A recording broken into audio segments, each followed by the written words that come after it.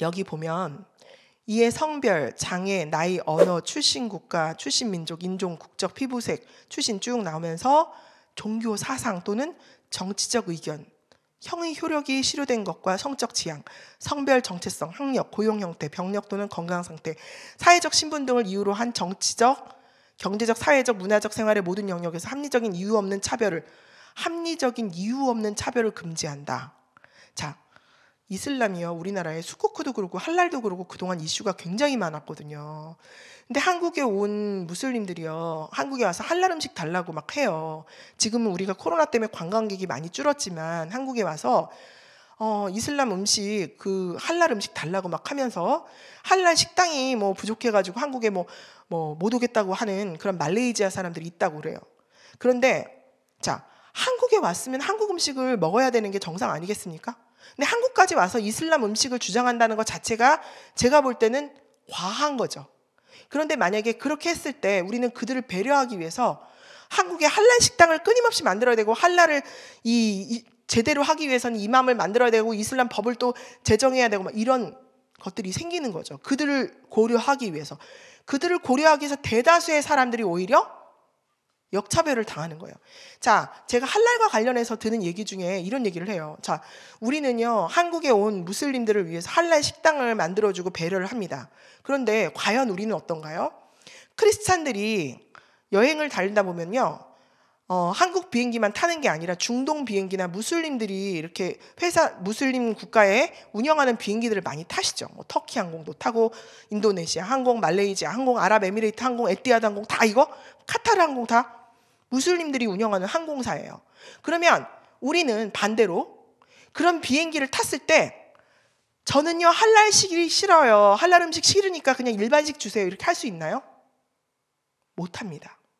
우리는 선택의 여지가 없이요, 누구나 그냥 주는 대로 할랄식을 다 먹어야 돼요. 그러면 우리는 할랄식이 싫은 사람인데도 불구하고 이슬람 국가를 가거나 아니면 이슬람 국가 가지 않고 비행기를 타고 간다 할지라도 할랄식을 그냥 먹어요. 근데 우리는 아무 말도 안 하고 먹고 있는데, 한국까지 여행을 와서 관광을 하러 온 사람이, 그 사람이 한국 음식을 싫다고 하고 할랄 음식을 달라고 하는 경우는, 이런 경우는 없다는 것이, 오히려 이것이야말로 다문화를 고려하지 않고 한국 문화를 고려하지 않고 자기네들 것들을 특별하게 배려해달라고 하는 역차별적인 그런 발상이라는 것이죠. 그런데 종교, 사상 이런 것들을 우리가 차별할 수 없다, 이거 차별이다, 이렇게 얘기한다 그러면 이것은 제가 볼 때는 지나친 발상이라는 거예요.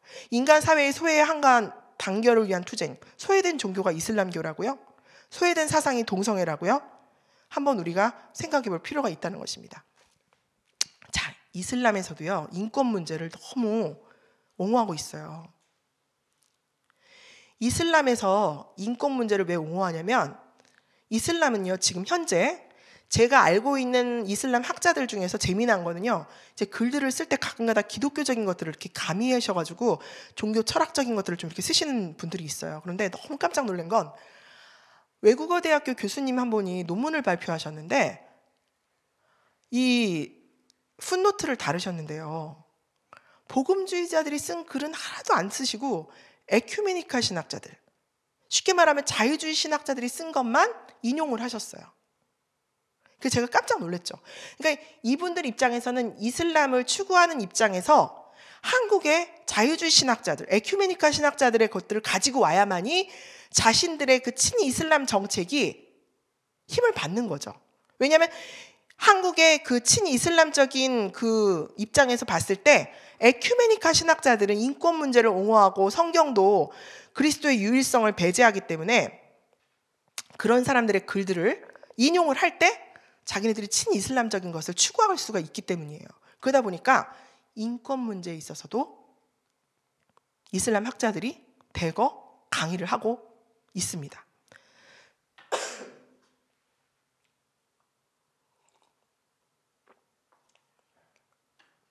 제가 간략하게 살펴본 건데 이거 외에도 그동안의 강의들이 더 많이 있는 걸로 알고 있어요. 그런데 지금은 이제 한양대학교에서 은퇴를 하신 교수님이신데 이희수 교수님이라고 계세요. 근데 한국의 이슬람을 이슬람 알리기, 바로 알리기가 아니고 이슬람 막 책을 내셔가지고 이슬람 뭐 다문화다 뭐 이런 이름으로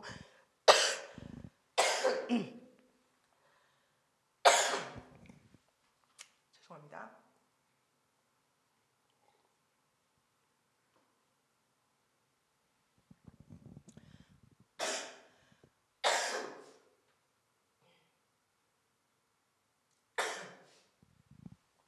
이번에 코로나가 장기침이 나는 그런 후유증이 있는 것 같아요. 그래서 이렇게 그 인권교육, 그 다음에 인권연대 교육센터 기획강좌, 그 다음에 여러분들이 아시는 것처럼 우리 예멘 난민이 왔을 때도 제주도에서 인권운동가들이 그렇게 이슬람을 옹호하면서 나왔어요. 물론 우리가 난민 선교하는 거 중요합니다. 중요한데 문제는 이것이 인권으로 포장되면 영혼 살리는 문제하고는 또 다른 맥락으로 흘러갈 수 있다는 것이죠. 그래서 여러분들이 이런 부분들을 조금 생각을 해보셔야 될 것 같아요. 자, 그 다음에 평등법 제정 무엇이 문제인가? 우리 사회에 거의 없는 차별, 국민 대다수가 아직 공감하지 못하는 종교 소수자 무슬림에 대한 차별과 비판을 차단하기 위해서 인권운동을 이름해서 주장하고 있는 과잉 입법이다. 이거는 기독교 에큐메니칼 진영에서 퇴색시키고 있는 그 진리의 유일성을 반대하는 개인 구원과 무관한 사회 구원 운동이다. 이렇게 볼 수가 있습니다.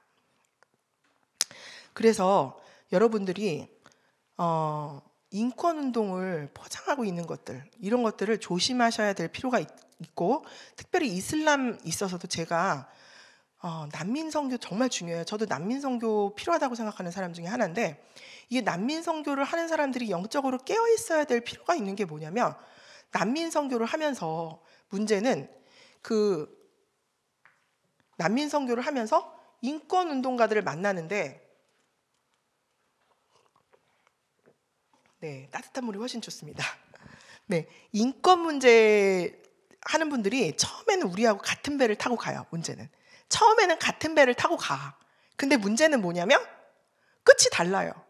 인권 문제 하는 사람들은 인간 사이에서 이 세상에서 사람들하고 그냥 평화롭고, 그러니까 그 사람들의 인권, 소수자로서 난민들이 이 사회에 와서 소외되는 사람들이 되지 않기 위한 그런 것들을 얘기하는 것이지, 그 난민들이 하나님을 만나서 회복되어지고 정체성이 회복되는 데는 관심이 없어요. 그런데 제가 이 부분에 대해서 분명하게 비유를 들어서 설명할 수 있는 그 사역지가 있습니다. 그게 뭐냐면, 제가 알고 있는 분 중에 영등포 광야교회 임명희 목사님이라는 그 노숙자 사역을 하고 계시는 분이 계세요. 그런데 노숙자 사역을 하는데 그분이요, 뭐라고 하시냐면, 노숙자 사역을 하는데 왜 그 사람들이 노숙자가 됐는지가 굉장히 다양하대요. 이유가. 그러니까 결론적으로 나타나는 건 노숙자, 보이는 건 노숙자인데, 그 노숙자라는 그 사람들의 이면에는 노숙자가 되어지는 과정 중에 있어지는 이 스토리가 다 다르다는 거죠. 그런데 인권운동가들은, 사회복지사들은, 우리나라의 사회복지 정책은 그 노숙자들에게 집을 지어주고 그 사람들에게 좋은 삶의 환경을 좀 주고 이렇게 하면 된다고 생각한다는 거예요. 그게 제가 볼 때는 초등학문의 영역이죠. 이 세상 사회가 할 수 있는 최대한의 배려. 인권이라는 건 그냥 이 세상 사람들이 인간들 사이에서 할 수 있는 최대한의 배려예요. 근데 그분이 말씀하셨어요. 뭐라냐면, 근데 노숙자가 정말로 변화돼서 정말로 이 노숙자의 어떤 그런 것들을 벗고 새로운 사람이 되려면은 그 사람에게 집을 준다고 해서, 먹을 것을 준다고 해서, 돈을 준다고 해서 해결이 안 된다는 거예요. 그 사람들에게 복음이 들어가야지만이 과거의 구습에서 벗어서 알코올릭에서 벗어나고 중독에서 벗어나고, 뭐 성중독도 있고 거기 엄청 많대요. 별 5개씩 단 사람들이 엄청 많답니다. 근데 그 사람들이 아무리 입에다가 밥을 넣어주고 아무리 호주머니에다 돈을 넣어주고 혹은 그럴듯한 집을 져주고서 여기 들어와서 살으라고 했을 때 그 사람들의 인생은 절대 바뀌지 않아요. 왜? 정체성이, 자기의 존재감이 하나님 앞에 회복되어지지 않고 그 죄가 하나님과의 화목이 되어지지 않기 때문에 절대로 그 사람의 삶의 질이 바뀌지 않는다는 것입니다. 그래서 힘들더라도 그들이 복음으로 변화될 수 있도록 만들어줘야 된다. 그 방법밖에 없다 라고 이야기를 하셨어요. 근데 난민도 저는 그렇게 생각해요. 전 세계 난민이 우크라이나도 그렇고 지금 굉장히 이슈지만 그 사람들에게 전쟁과 이런 것들로 인해서 도망 나오고 이런 사람들에게 우리가 줄 수 있는 거, 우리가 가지고 있는 거, 나눠주는 거 필요하죠. 어떻게 난민 선교를 하러 간 사람이 성경 말씀만 주겠습니까? 그 사람들에게 당장 필요한 밥도 주고 사회 봉사 차원에서 줄 수 있어요. 근데 과연 그것이 그 사람을 온전히 세울 수 있는 방법일까요? 언제까지 그 사람에게 밥을 주고 돈을 주고 사회 복지 차원에서 그런 것들을 할 수가 있고 그거 얼마나 충족감이 있을 수 있을까요? 그것보다는 그 사람 스스로가 그 사회에서 살아갈 수 있도록 정체성, 하나님의 형상으로서의 정체성을 회복하고 스스로가 일어날 수 있는 힘을 줄 수 있는 게 더 필요하지 않겠어요? 그게 바로 인권의 한계라는 것입니다. 인권을 가지고는 그 사람을 살릴 수가 없습니다. 동성애자도 마찬가지예요. 동성애의 인권을 운운하지만 우리가 동성애 인권을 위해서 그래 동성애 불쌍해 소수자야 그 사람이 바뀝니까? 그 사람 안에는 우리가 아무리 그렇게 옹호를 해주고 사회법이 그렇게 한다 해도 결여되어 있는 하나님과의 관계 가운데 자기 안에 정체성이 결여되어 있는 것은 외부적인 환경이 바뀐다 할지라도 절대적으로 충족될 수가 없다는 것입니다. 우리가 간과하는 것은 그 동성애자들의 영성을 볼 때 그가 사회적인 평등법 이런 것들을 통해서 인권 문제를 통해서 아무리 보호를 하고 소수자 인권 그래서 그 사람들이 변하지 않는다는 것이죠. 그 사람들의 정체성, 자아 정체감이 온전하여지냐? 그렇지 않다는 것이죠. 그것은 외부로부터 오는 것이 아니라 자기 스스로부터 변화가 있어야 되는데 그 스스로부터 변화가 되어질 수 있는 것은 복음밖에 없다는 것이죠. 그것을 저는 선교지에서도 봤습니다. 선교지의 무슬림 여성들을 제가 방문을 하다 보면 무슬림 여성들은 굉장히 그 사회의 속성상 억압되어 있고 정말 소수 인권으로 볼 수 있는 정말 억압된 자들이에요. 근데 아무리 가갖고 젠더 이슈를 일으키고 해방운동 한다 그 사람들 절대 바뀌지 않습니다. 근데 정말로 자기 정체성이 회복되어지고 하나님의 자녀로서의 정체성을 회복하면 그 사람이 바뀌고 어느 곳에 가든지 어느 입장에 취하든지 자기가 하나님의 자녀로서 스스로 설 수 있는 그런 힘이 생기는 걸 봤어요.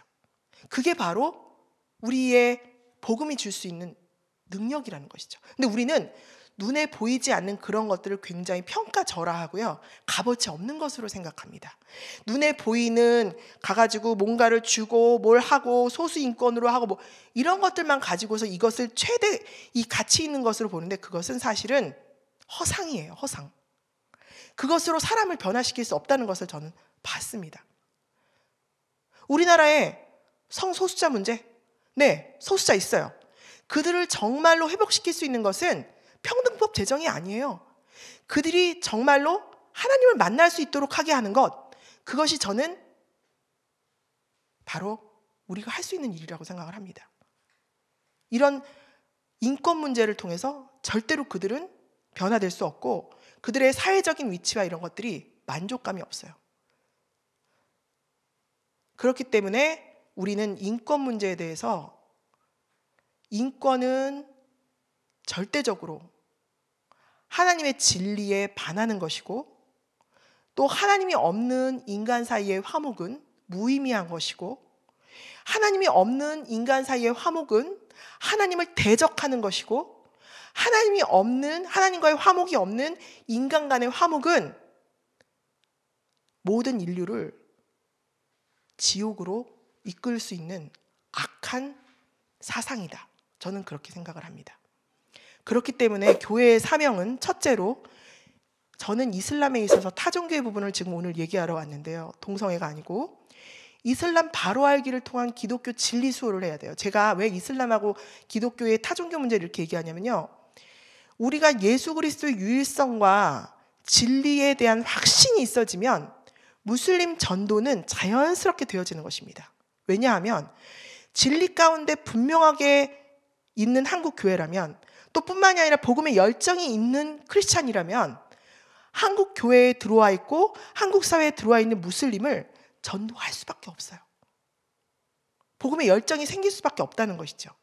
그렇기 때문에 무슬림을 선교하기 위해서도 무엇보다도 기독교가 확실한 진리 가운데 있어야 되고, 기독교의 진리를 수호하기 위해서는 하나님이 없는 신학, 생명을 살리지 못하는 신학, 예수 그리스도의 유일성을 배제하는 신학에 대해서 강경하게 대체하면서 하나님의 말씀을 말씀되게 하고 생명 구원을 일으키는 그러한 진리를 수호해야 된다. 그 다음에 차별금지법은 무슬림 인권을 내세워 예수 그리스도를 통한 하나님과의 관계 회복과 무관한 사회 구원의 대로입니다.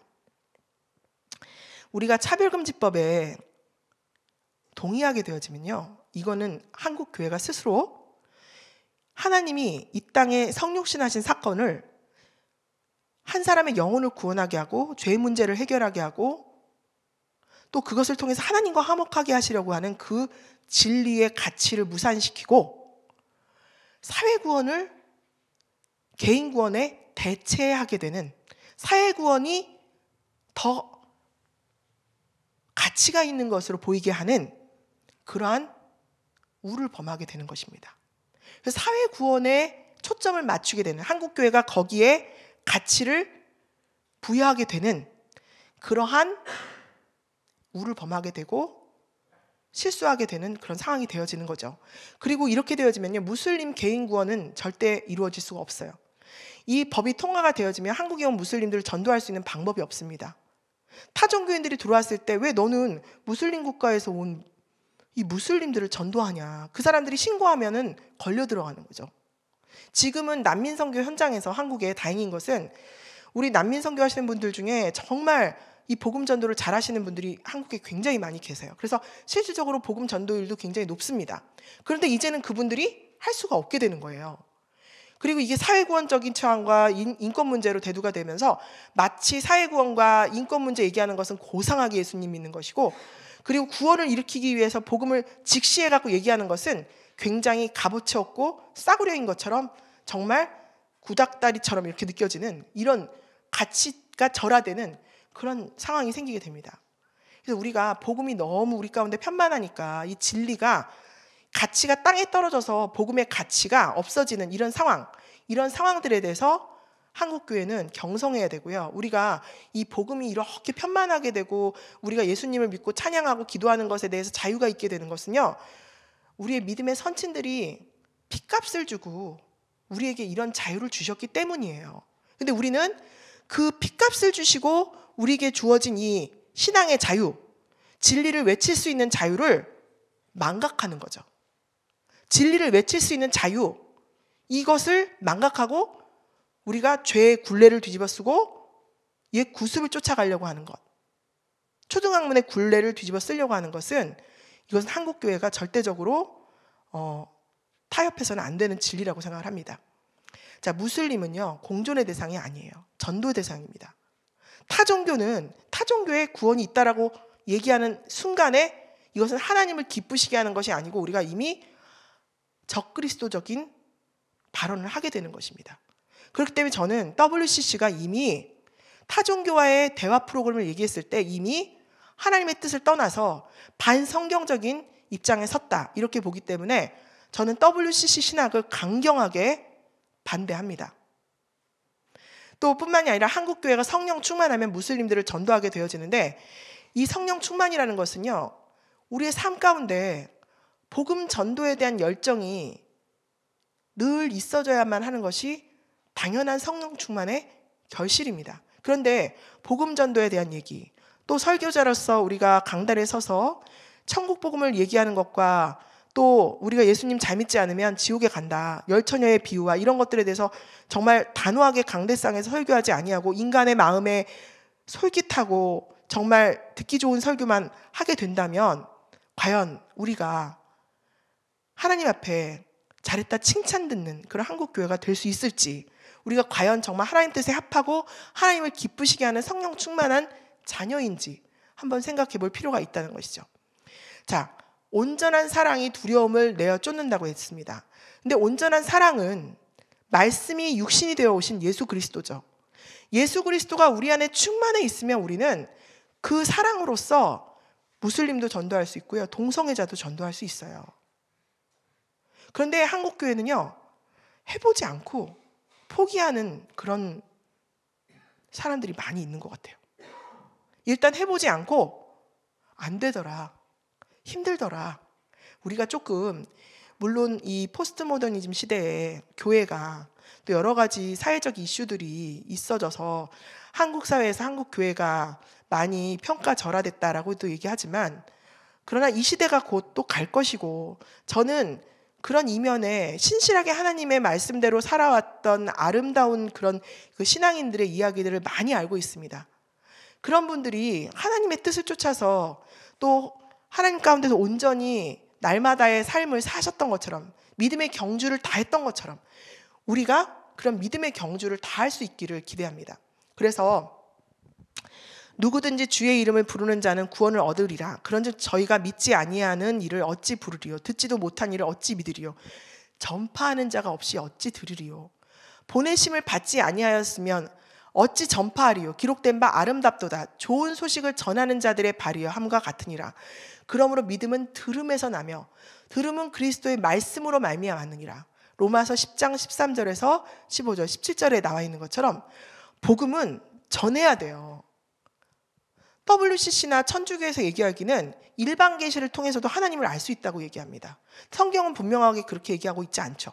예수님이 그렇다 그러면 제자들을 왜 보내셨겠어요? 가만히 있는데 이렇게 이런 공기와 자연 이런 것들을 통해서 하나님을 알 수 있다고요? 우리가 그렇게 해서 하나님을 알아서 지금 교회에 나오시고 이 자리에 앉아 계신 분이 과연 있을까요? 하나님의 특별 계시가 없으면 우리는 구원받을 수 없습니다. 그 특별 계시라는 건 누군가 전해야 되고 우리에게 복음 전하는 자가 있었기 때문에 우리는 예수님을 믿게 된 것이죠. 그렇기 때문에 복음 증거는 예수님이 이 땅에 재림하시는 그날까지 한국 교회가 끊임없이 해야 될 사명이고 타협해서는 안 되는 그러한 사명입니다. 교회의 사명입니다. 복음은 전해야만 하는 것입니다. 우리를 구원하시되 우리의 행한 바 의로운 행위로 말미암지 아니하고 오직 그의 긍휼하심을 쫓아 중생의 씻음과 성령의 새롭게 하심으로 하셨나니. 우리를 구원하실 때 하나님께서는 우리를 긍휼하심을 쫓아 중생의 씻음과 성령의 새롭게 하심으로 하셨다고 했어요. 우리가 구원받았다는 것은요, 우리의 죄가 씻음 받았다는 것이고요, 성령으로 새롭게 하심을 받아서 새로운 피조물이 되었다는 것이에요. 그런데 사회구원을 얘기하고 있는 인권운동가들이나 WCC가 얘기하는 것은 이러한 구원을 절대적으로 얘기하고 있지 않다는 것이죠. 그 구원은 구원이라는 단어가 똑같이 쓰였을 뿐이지 성경에서 이야기하고 있는 구원이 절대 아닌 것입니다. 그렇기 때문에 우리는 이 거짓 교리, 거짓 증언, 거짓 말씀에 단호하게 대처해야 되고요, 영적 분별력을 가지고 아무리 똑같은 단어인 구원 얘기를 한다 할지라도, 사회구원 이런 이야기를 할지라도 그 안에는 진리가 없고 영혼구원이 없고 그 사회구원 안에서는 천국에 갈 수 없다는 것을 분명하게 알아야 하는 것입니다. 인권을 통해서는 절대적으로 구원받을 수 없다는 것을 분명히 우리는 알아야 하는 것이죠. 또 증거는 이것이니 하나님이 우리에게 영생을 주신 것과 이 생명이 그의 아들 안에 있는 그것이니라. 아들이 있는 자에게는 생명이 있고, 이 아들이라는 예수 그리스도예요. 자, 예수 그리스도는 하나님의 아들이시죠. 그런데 타종교에 그런 게 있습니까? 없어요. 그런데 이 하나님의 아들이신 예수 그리스도 안에서 있는 자만이 생명이 있대요. 또 하나님의 아들이 없는 자에게는 생명이 없대요. 내가 하나님의 아들의 이름을 믿는 너희에게 이것을 쓴 것은 너희로 하여금 너희에게 영생이 있음을 알게 하려 함이라. 예수 그리스도가 없이는 구원이 없다. 예수 그리스도 하나님의 아들이 없이는 생명이 없다. 이렇게 분명히 말하고 있잖아요. 무슬림들이요 제일 싫어하는 단어가 하나님의 아들 예수 그리스도예요. 무슬림들이 기독교의 성경에서 많은 것들을 차용해가고 가서 마치 정말 이단 문서같이 꾸란을 만들었는데 제일 싫어하는 용어가 하나님의 아들 예수라는 거예요. 꾸란에는요 예수님이 성경보다 더 많은 기적을 행하셨어요. 나면서 요람에서 말을 하시고 뭐 새를 빚어가지고 흙으로 새를 빚어 날리시고 막 이런 게 나옵니다. 그런데 철저하게 반대하는 게 하나님의 아들 예수예요. 2014년에요 튀니지에서 이런 일이 있었습니다. 성경 번역을 하는 전 세계의 성경 번역을 하는 위클리프 성경 번역 선교에서 성경을 번역했는데 튀니지어로 그게 큰 이슈가 됐어요. 상황화 신학을 하면서 야 무슬림들이 제일 싫어하는 단어인 하나님의 아들 예수 그리스도를 바꾸자. 그럼 무슬림들이 성경을 보지 않을까 해서 하나님의 아들 예수 그리스도를 빼고 beloved one, 사랑받는 자, 그냥 하나님의 사랑받는 자 예수 이렇게 해갖고 성경을 번역했습니다. 이게 과연 성경이겠어요? 이 성경이 번역되자 전 세계에서 큰 이슈가 일어났어요. WEA가 거기에 나서가지고 중재를 하고 또 위클리프 세계 선교회는 그동안에 후원금이 미국의 교회들에서 많이 지원이 됐는데 미국 교회들 중에 복음주의 교회들이 후원금을 반이 끊겼어요. 후원금을 끊고. 근데 너무 재미난 거는요. 제가 그때 2014년에 튀니지에 갔는데 성경 번역 선교회 이제 그 선교사님한테 책을 하나 받았는데 튀니지에 있는 천주교 있죠. 튀니지에 있는 천주교 그 신부가 책을 썼는데 야, 이 튀니지에서 지금까지 번역된 성경 중에 가장 아름다운 번역을 봤다 하면서 이 천주교에서는 성경 번역을 하나님의 아들자를 빼고 사랑받는 자로 번역된 것을 아주 찬성하면서 기쁨으로 칭찬을 하는 걸 봤어요. 자, 세상 사람들은요 하나님의 아들 예수 그리스도를 제일 싫어합니다. 무슬림들도 그걸 제일 싫어하고요. 악한 영은 절대 그것을 부정하죠. 근데 기독교에만 또 그리고 성경에만 하나님의 아들 예수 그리스도 이렇게 나오죠. 그리고 그 아들이 있는 자에게만 생명이 있다라고 나옵니다. 저는 이슬람을 공부하면서요 사실은 더 기독교의 진리의 가치가 느껴졌고 야 내가 믿는 예수가 진짜 예수고 내가 정말 이거 외에는 진리가 없구나라고 믿어졌어요. 더 왜냐하면 교묘하게 악한 영은 진리의 핵심을 가리웁니다. 근데 그게 바로 하나님의 아들 예수, 오직 예수 외에는 구원이 없다라는 것들을 다 반대하는 것이죠. 또 더 재미난 것은 그렇게 하나님의 아들 예수, 또 진리의 영이신 예수, 오직 예수 그리스도 외에는 구원이 없다라고 말하는 사람들끼리는 서로가 화평합니다. 그리고 때로는 이들이요 같이 연합해가지고 오직 예수 그리스도 외에는 구원이 없다라고 하는 우리를 공격해요. 진짜니까, 우리가 진짜니까, 우리가 진리니까 그 사람들끼리 서로 연합해서 공격을 해옵니다.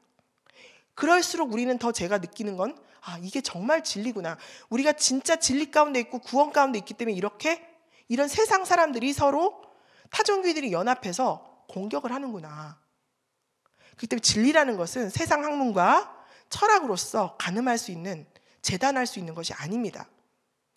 곧 우리가 원수되었을 때 그 아들의 죽으심으로 말미암아 하나님으로 더불어 화목되었은즉 화목된 자로서는 더욱 그의 살으심으로 인하여 구원을 얻을 것이니라. 그래서 하나님이 이 땅에 오신 것은 우리의 죄를 해결하기 위해서 오셨는데 그게 사회의 악을 해결하러 오신 게 아니에요. 하나님과의 관계를 회복시키기 위해서 십자가상에 돌아가시고 부활하신 것이죠.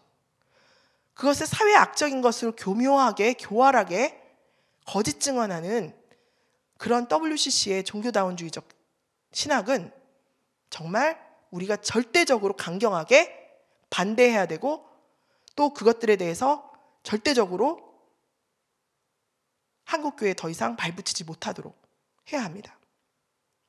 하나님은 모든 사람이 구원을 받으며 진리를 아는 데 이르길 원하느니라. 하나님은 한 분이시여 또 하나님과 사람 사이에 중보도 한 분이시니 곧 사람이신 그리스도 예수라. 오직 예수 그리스도는 한 분이라 그랬어요. 어떻게 그리스도가 여기저기 다 있습니까? 하나님과의 진정한 화목이 없이는 사람 사이의 진정한 샬롬은 없는 것입니다. 아까 제가 얘기한 것처럼 노숙인이라 할지라도 또 그리고 난민이라 할지라도 우리는 그들에게 화목하기 위해서 인권운동자들이 사회복지 차원에서 뭐 집도 주고 돈도 주고 음식도 줄 수 있지만 진정한 화목이 있으려면 시간이 걸리더라도 그들이 하나님과 화목할 수 있도록 도와주고 그러고 교회들이 또 영적으로 뿐만이 아니라 육적으로 도움을 준다 그러면 그것이 바로 하나님이 원하시는 것이지 영적인 회복이 없이 그들이 정체성이 회복되어지지 않았는데 하나님의 자녀로서 회복되어지지 않았는데 그들에게 겉으로만 물질적인 것을 주고 사회 봉사 차원에서 또 그리고 우리가 사회 복지적인 차원에서 먹을 것을 준다고 해서 집을 준다고 해서 절대 그들의 인생이 바뀌지 않는 것입니다.